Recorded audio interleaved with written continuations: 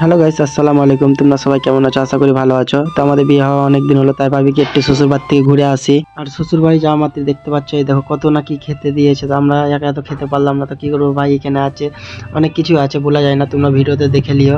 আমার মনে লাগলো কি একটা আমি ভিডিও বানালে খুব সুন্দর লাগবে দেখতে, তাই জন্য আমি একটা ভিডিও বানালাম, দেখুন।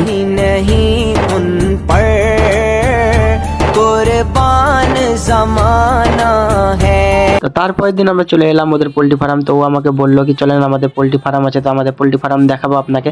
তো তার জন্য আমরা চলে এলাম ওদের পোল্ট্রি ফার্ম দেখতে।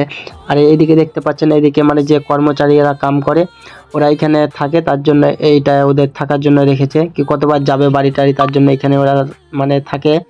তো তার আগে আমরা চলে গেলাম আগে, তো দেখতে গেলাম, তো মাশাআল্লাহ খুব সুন্দর ওদের পোল্ট্রি ফার্মটা। কিন্তু সামনে যে তিনজনকে দেখছেন ওরা এখন পোল্ট্রি ফার্মটা নিয়েছে, এখন ওরা চালাচ্ছে, কারণ আমার শ্বশুর এখন আর চালায় না, কারণ আমার শ্বশুর লরির ড্রাইভার, তো তার জন্য ও ওইদিকে ব্যস্ত আছে, তার জন্য এটা ভাড়াতে দিয়ে দিয়েছে 1 বছরের জন্য। তারপরে দেখলাম খালি জাসমিনা কোনো কথা বলছে না, খালি এগিয়ে এগিয়ে যাচ্ছে আর আমাকে পিছে রেখেছে। দিয়ে যেতে যেতে দেখলাম কি এই সব ভুসাগুলো এখনো তুলেনি, মানে সাফ করছে এটা, তারপরে আবার পোল্ট্রির বাচ্চা এখানে রাখা হবে। তো তার আগে দেখলাম দেখো এখানে সব কিছু ঠিক মানে ঠিক করে রেখেছে। তারপরে ও বলছিল কি আমাদের এখানে এটা আমাদের পুকুর, এখানে আমরা কত খেলেছি এই করেছি। দিয়ে বললাম খুব ভালো এখানে।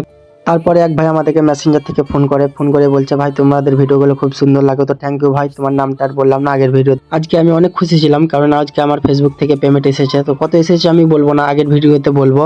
আর তোমরা এই সব ভিডিও বানিয়ে যদি ফেসবুক থেকে ইনকাম করতে চাও, তো আমার সাথে মেসেঞ্জারে যোগাযোগ করিও।